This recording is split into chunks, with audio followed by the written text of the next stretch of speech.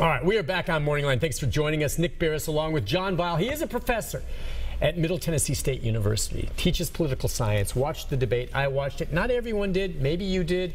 Do you have a take? How do you think things went? Question, comment, where we go from here. I saw a report. I was just talking to Rick back in production there and in the control room, saying that he's now hearing that Rudy Giuliani, one of Donald Trump's clear supporters, former mayor of New York City, is suggesting that perhaps Trump should not participate in the other two debates.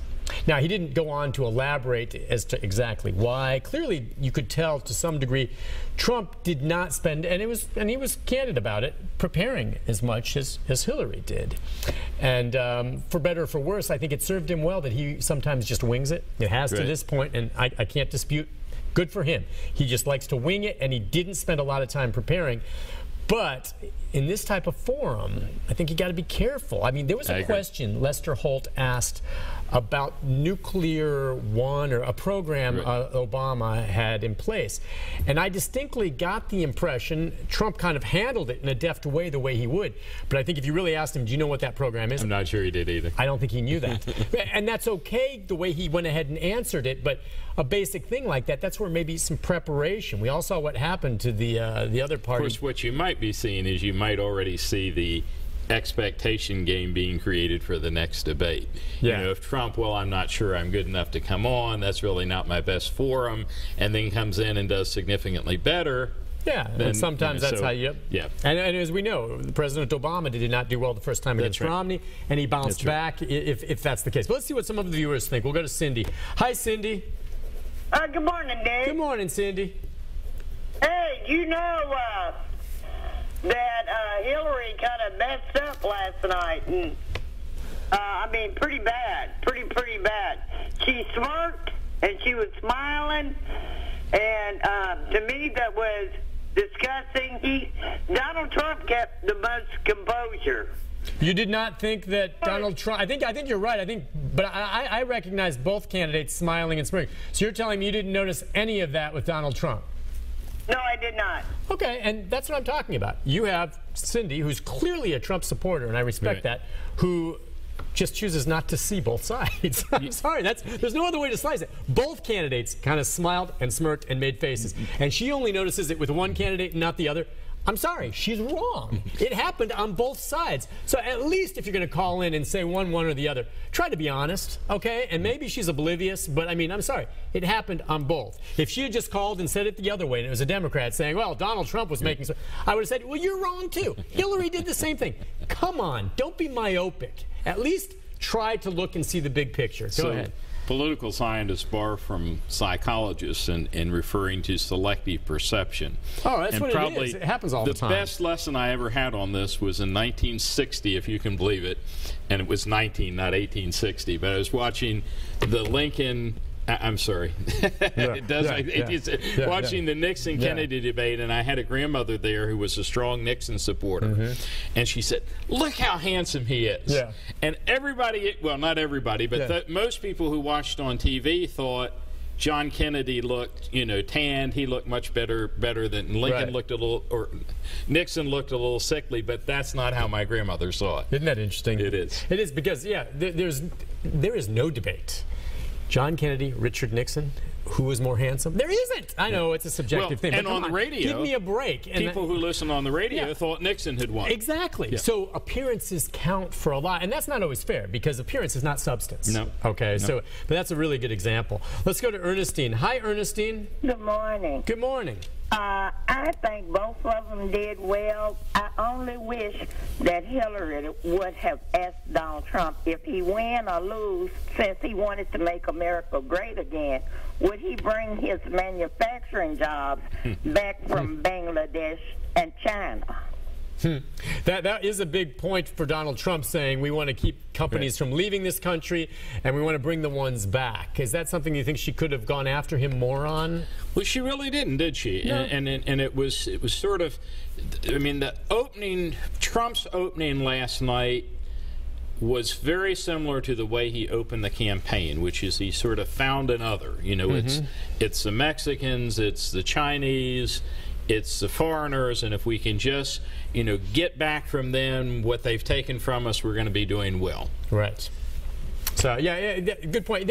You know what? In retrospect, after the fact, both candidates sitting down, saying, "Okay, what could we have done better? Where did we miss spots here or there?" You know, that's I can always hindsight. come up with great lines that I should have said during it.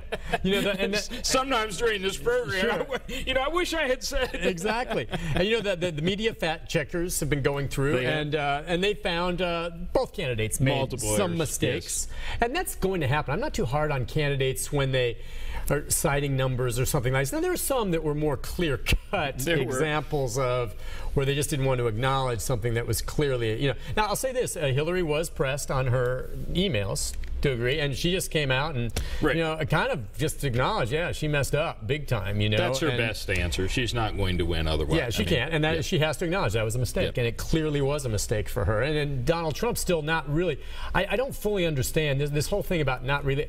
To me, if I'm out there watching, the income tax issue is one when it's been made very clear by the IRS that some audit is not something that can preclude you from releasing what you have. So I am curious what is in there, and I think she did a good job of giving multiple damaging possibilities. Yes, whether that's true or not. But you have to, just to me, common sense would be there's got to be something in there he doesn't want out, or why the heck wouldn't he release it? Because the audit's not a reason not to. I mean, one thing, if it does come out, he's prepared us for the fact that he may not have paid any taxes. Yeah, I think he started going that way, and that might be a good idea. Let's go to Wayne. Hi, Wayne.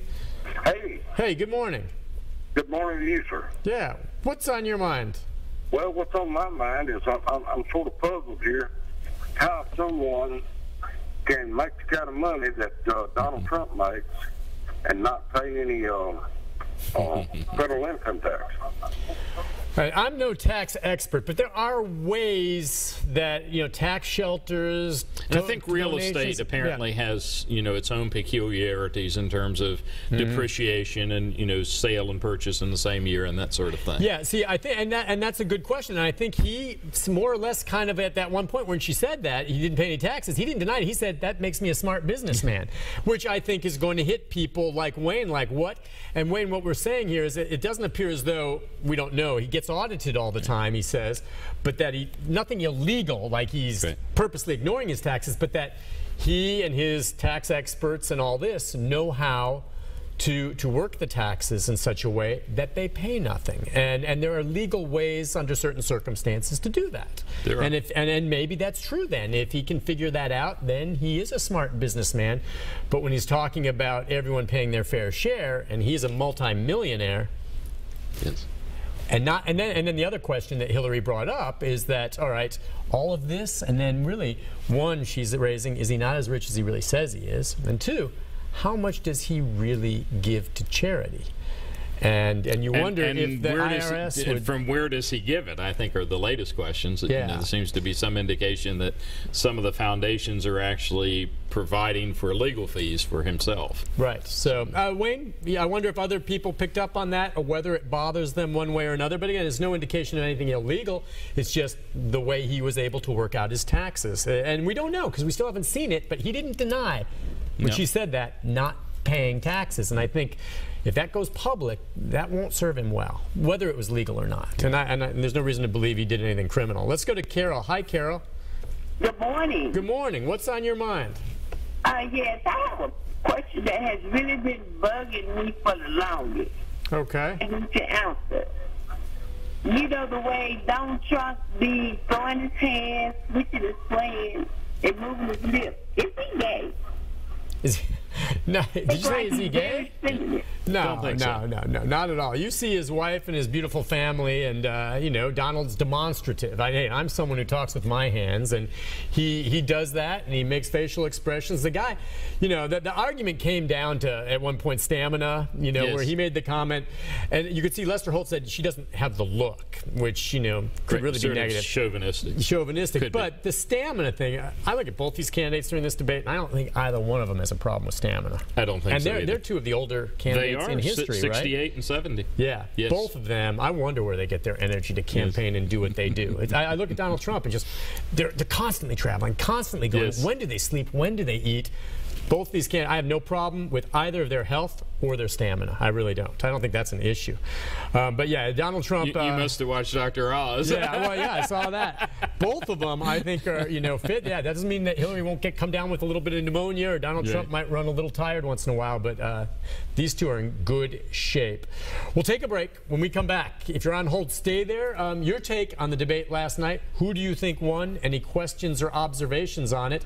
And as I said, before the end of the show, we'll get into what the formats are on the other debates and see whether or not you think they better suit one of the candidates or the other. We'll be right back after this.